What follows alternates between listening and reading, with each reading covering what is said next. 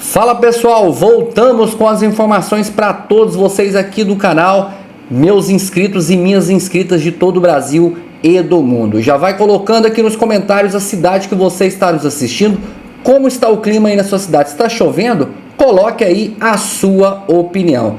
Pessoal, vídeo aí bombástico trazendo as melhores informações do dia, do mundo da política, muita reviravolta, vocês vão entender agora neste vídeo. Vou pedindo você também se inscrevendo aqui no canal, se você não é inscrito, deixe o like no vídeo e compartilhe esse vídeo ao máximo de pessoas. Sem mais enrolações, bora pro vídeo. Erros bizarros da Polícia Federal e do Alexandre de Moraes foram identificados na operação contra o Geyer e viraram chacota na internet, com base nas novas revelações que nós tivemos agora sobre essa operação da Polícia Federal, que foi deflagrada pelo ministro Alexandre de Moraes contra o deputado federal Gustavo Geyer.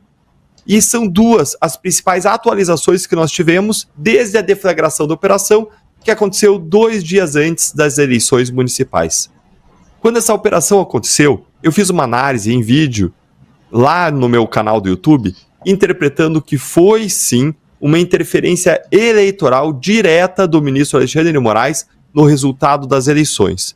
Então vamos lá entender o que foi que nós descobrimos desde então, desde que veio à tona essa operação 2 dias antes da eleição, porque você não vai acreditar no que veio à tona, no que foi descoberto, isso tudo vai surpreender você.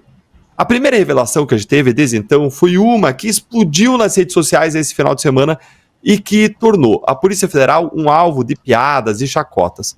A Polícia Federal disse no relatório que Geyer usou verbas parlamentares antes dele ser deputado. Como assim, Deltan? Pois é, disse, é impossível. É isso mesmo, a Polícia Federal, em alguns trechos lá da representação policial, acusou Geyer de financiar atos do 8 de janeiro com dinheiro público da sua cota parlamentar, só que, como todo mundo sabe, a legislatura do Congresso só começa em fevereiro. E antes disso, o Geyer não tinha nenhum cargo público e nem era deputado. Ele só tomou posse como deputado em fevereiro. Então é simplesmente impossível que ele tenha desviado verbas parlamentares para financiar 8 de janeiro.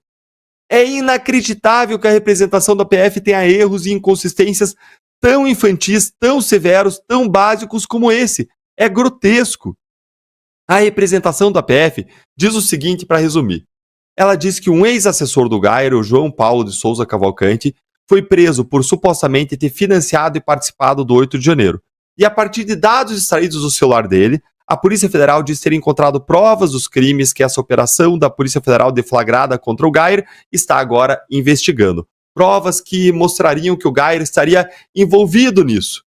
A Polícia Federal disse que, com base na análise dos dados desse ex-assessor, foram verificadas condutas potencialmente ilícitas do Geyer, envolvendo desvio de recursos públicos que teriam, em tese, contribuído para movimentar e direcionar recursos em favor dos atos antidemocráticos.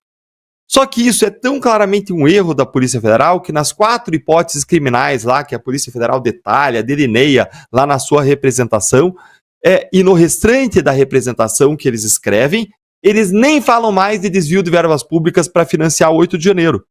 Isso é algo que eles jogam lá no comecinho do documento e depois eles simplesmente deixam no ar.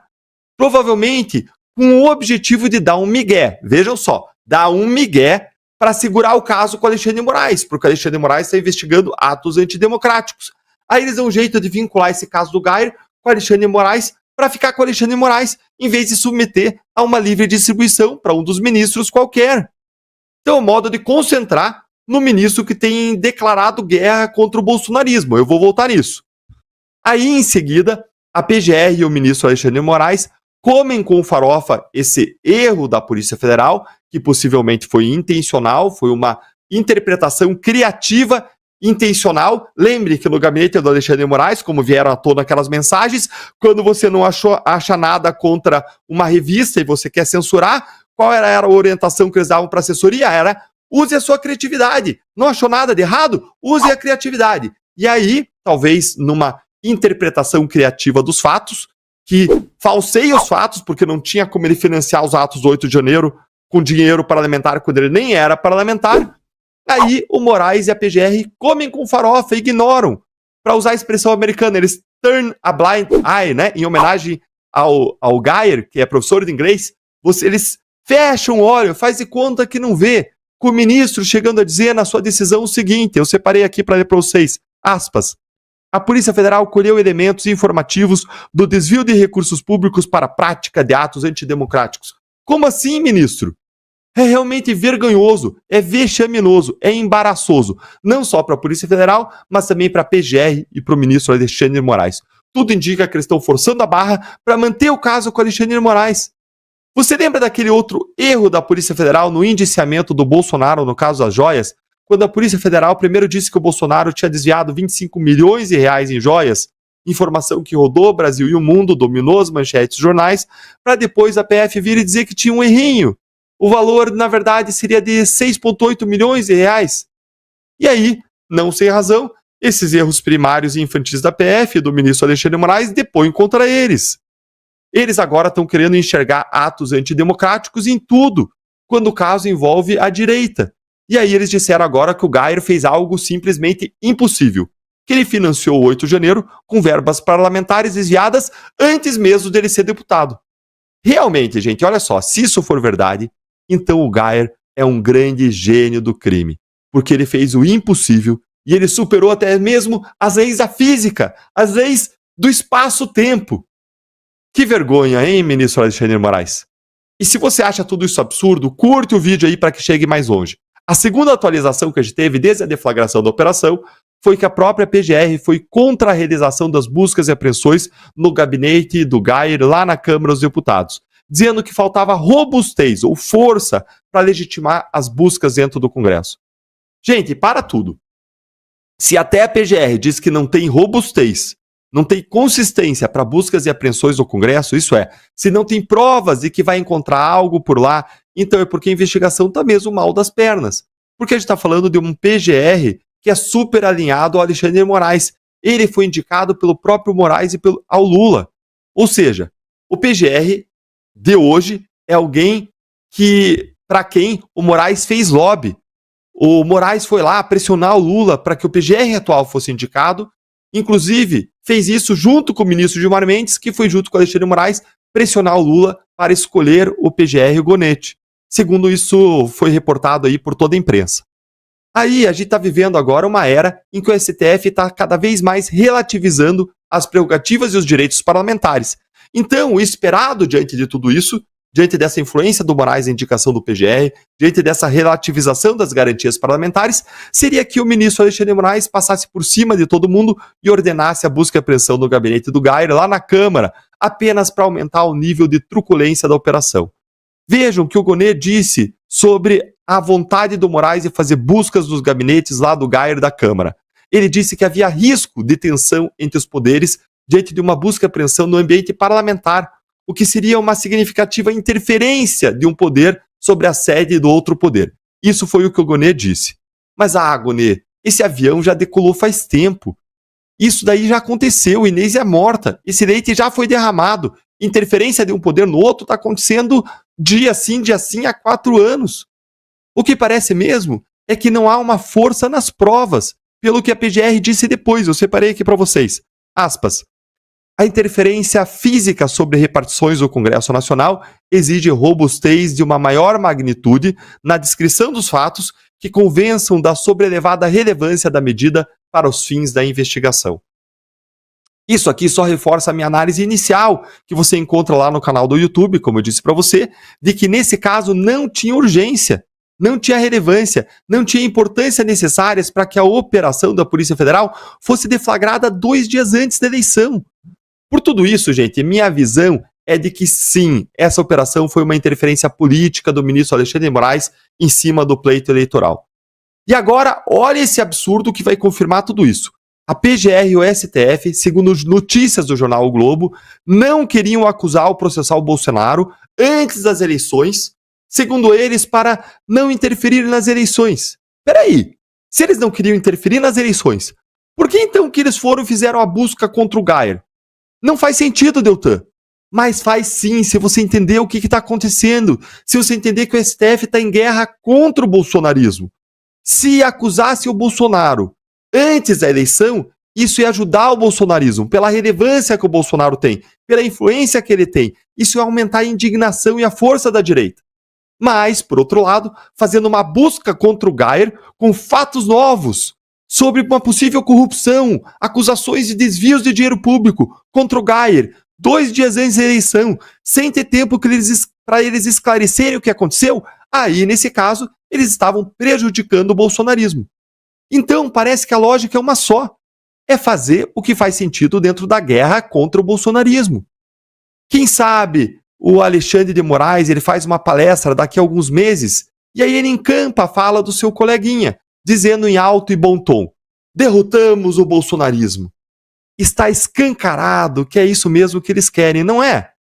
E o que você tem feito contra esses absurdos? Vamos encher o Congresso de Senadores de Direita em 2026. Mas agora você pode ajudar, seguindo aí o canal, acionando o sininho, curtindo o vídeo, para que a voz da nossa indignação conjunta chegue a mais pessoas. Nós contamos com você. O TSE vai tornar Tarcísio inelegível, porque ele disse que o PCC orientou voto no Boulos. O PSOL entrou mesmo com uma ação contra o governador de São Paulo, Tarcísio de Freitas, e contra o prefeito de São Paulo, Ricardo Nunes, para deixar os dois inelegíveis, por conta da fala do Tarcísio de que foram encontrados bilhetes do PCC orientando o voto em quem? Em quem? Nele, Guilherme Boulos. E agora? O governador Tarcísio de Freitas pode ou não se tornar inelegível por conta disso? Será que o Tarcísio está sendo perseguido ou será perseguido pelo TSE? Fica aqui comigo que eu vou te explicar esse caso e quais são as potenciais consequências jurídicas dele. Lembre, é muito relevante porque se não for revertida a inelegibilidade do Bolsonaro, o Tarcísio hoje é o grande nome da direita, uma pessoa que está ambicionando, ou o grande nome que é apontado como possível sucessor de Jair Bolsonaro da direita para assumir a presidência da República. Mas antes da gente entrar e explicar esse caso, vamos assistir ao vídeo da fala especificamente do governador Tarcísio, que foi objeto de tanta controvérsia e que está sendo apontada como uma possível causa de inelegibilidade pelo Boulos e pelo PSOL. Para daí, a partir dessa fala do Tarcísio, a gente entender o que aconteceu. Roda aí pra gente, por favor, produção. Os episódios de violência lamentáveis, como que acometeu aí o candidato a prefeito de Taboão, e que a gente vai apurar, vai esclarecer, já identificamos as pessoas e vamos agir com a firmeza necessária, sem transigir, né, com a ordem. O que aconteceu aqui na capital, que o senhor citou? Na capital? Em relação ao PCC? Teve o salve, houve interceptação de conversas, né, e de orientações que eram emanadas de presídios por parte de uma facção criminosa, orientando determinadas pessoas em determinadas áreas a votar em determinados candidatos. Houve essa ação de inteligência, houve essa interceptação, agora isso não vai ter influência nenhuma nisso. Mas qual era o candidato que eles estavam orientando a votar? Qual era o candidato em que eles orientavam a votar? Em São Paulo? Outros. Governador, qual é o candidato em que o PCC, através dos salves, orientava a votar? O Boulos, finge a surpresa. O defensor da bandidolatria do lado do PT e do PSOL, que quer passar a mão na cabeça de bandido como se fosse vítima da sociedade. Finge a surpresa que o PCC estava apoiando o Boulos. E pronto, gente, você acabou de ver aí. O governador Tarcísio de Freitas disse que na operação de inteligência das Forças de Segurança de São Paulo se interceptaram conversas do PCC, os chamados salves, que são orientações dessa organização criminosa para os seus membros, para os seus associados, dizendo que eles, os membros do PCC, deveriam votar em quem? Guilherme Boulos para prefeito de São Paulo. E é importante eu notar aqui que o Tarcísio não disse isso do nada. Ele estava num contexto de coletiva de imprensa. Ele foi perguntado sobre o assunto, e aí ele até falou, o que mesmo? Aí alguém falou, sobre São Paulo, o que estava dizendo de São Paulo? Aí ele respondeu a pergunta, então ele não voluntariou essa informação, essa resposta, com o objetivo de interferir nas eleições. Isso está claro, foi com o objetivo de esclarecer o que havia acontecido. Depois disso, nós tivemos a velha imprensa dando um surto completo com a declaração do Tarcísio, dizendo que ele, o Tarcísio, acusou sem provas o PCC de orientar voto no Boulos. O que é, eu vou mostrar para vocês, uma mentira. Já vou mostrar por que é uma mentira. O destaque é mentira a imprensa dizer que ele falou sem provas, né? Não é mentira o que o Tarcísio falou. O que o Tarcísio falou é verdade, ele já vai mostrar, tem provas disso. E o destaque, claro, foi o destaque da Globo News, que deu um show de surto atrás de surto no domingo com seus comentaristas dizendo que Tarcísio fez algo muito grave e fez uma declaração sem provas e que as autoridades federais em Brasília, inclusive ministros do TSE, estavam perplexos e dariam uma resposta a essa situação. Mas será que Tarcísio fez a acusação sem provas mesmo? Bom, em primeiro lugar, como a gente viu, ele estava em um contexto de coletiva de imprensa, falando de uma informação de inteligência. Então é totalmente sem sentido cobrar provas dele naquele momento. Mas se a imprensa queria provas, não precisava procurar muito longe, porque no sábado, um dia antes da eleição, o colunista Paulo Capelli, do portal Metrópolis, já tinha publicado os bilhetes interceptados do PCC que mostram as indicações de votos do grupo criminoso para os membros e familiares em São Paulo. Já mostra essa orientação de voto dada pelo PCC por meio dos salves. A Secretaria de Administração Penitenciária de São Paulo interceptou pelo menos 5 comunicados do PCC em 5 presídios diferentes. As provas, portanto, existem. E o Tarcísio foi comunicado disso na função dele de governador de estado, provavelmente pelos setores de inteligência da Polícia Militar, que é subordinada ao governador, ou então pelas pessoas do sistema penitenciário. E aí eu quero perguntar para você que está aí assistindo a gente. Você viu a velha imprensa que passou o domingo inteiro dizendo que Tarcísio falou sem provas? Você viu essa velha imprensa mencionar os bilhetes que o Metrópolis publicou? Eles omitiram os bilhetes o tempo inteiro. Por quê? Ao omitir os bilhetes, eles desinformaram a população, que foi privada da informação completa e que deve ter achado que Tarcísio realmente fez uma acusação sem provas para prejudicar Boulos e interferir nas eleições. E aí, em cima desse circo midiático feito pela velha imprensa progressista, irrigada essa velha imprensa com verba publicitária do governo federal que apoia o Boulos, se tentou criar um ambiente político para tornar agora Tarcísio Nunes inelegíveis por meio dessa ação judicial apresentada logo em seguida pelo Boulos e pelo PSOL. E como não podia deixar de ser, ministros do TSE foram ouvidos em off pela velha imprensa. Alguns ministros do TSE disseram à CNN que vislumbram um quadro de possível abuso de poder político na fala do Tarcísio, porque a fala foi proferida no dia da votação e ao lado do Ricardo Nunes, que acabou reeleito, e por isso eles estimam que isso pode causar não só a cassação e a inelegibilidade de Tarcísio, mas também da própria chapa do Ricardo Nunes, que replicou a fala do Tarcísio nas redes sociais, o que esses ministros estão considerando uma fake news, na mesma linha da velha imprensa progressista. E quais foram os precedentes que esses ministros do TSE lembraram? O do Fernando Francischini, daqui do Paraná, que fez uma live contra as urnas eletrônicas no dia da eleição e foi cassado e condenado à inelegibilidade, e o caso do próprio Bolsonaro, que fez aquela reunião com embaixadores em que criticou as urnas eletrônicas. Mas afinal, o Tarcísio poderá ser punido ou não? A minha opinião é que não. E por quê? Porque há muitos motivos jurídicos para não punir Tarcísio com a cassação e com a inelegibilidade. Primeiro, como a gente viu, a informação era verdadeira, não era fake news. Assim, não dá para dizer que ele espalhou fake news e nem desinformou, o que descarta a aplicação daquele precedente trazido pelos ministros do TSE, que era o caso Francischini, em que haveria lá sim uma desinformação. Em segundo lugar, ele falou a informação dentro de uma coletiva, respondendo à pergunta de um jornalista. Então ele não trouxe a informação como um ataque eleitoral, nem um abuso dos meios de comunicação por parte de um governador. Em terceiro lugar, não há como dizer que essa fala, por si só, desequilibrou a disputa eleitoral, porque a informação já era conhecida, tinha sido divulgada pelo Metrópolis no dia anterior, e o Nunes estava muito à frente do Boulos nas pesquisas eleitorais. A projeção do resultado se confirmou no domingo apenas. E em quarto lugar, não tem como dizer também que todo o eleitorado foi impactado pela notícia, é evidente, porque essa fala aconteceu no próprio dia da votação. E eu ouso aí chutar que a maioria dos eleitores nem ficou sabendo do que o Tarcísio disse. Então, juridicamente, eu não vejo como que o Tarcísio possa ser punido por isso. Mas, como vocês sabem, o problema aqui não é jurídico, é político. E quem vai dar a última palavra é quem? É o TSE.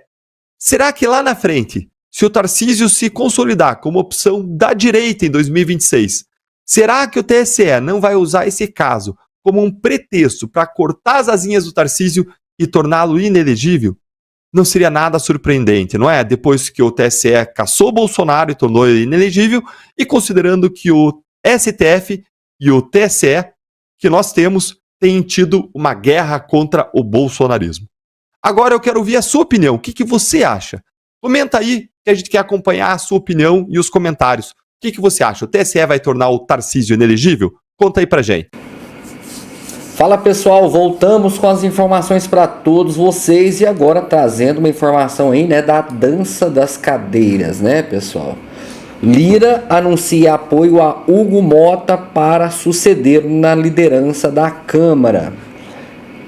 Na manhã desta terça-feira, o presidente da Câmara dos Deputados, Arthur Lira, divulgou publicamente o apoio ao deputado Hugo Mota para sucedê-lo na presidência da Casa.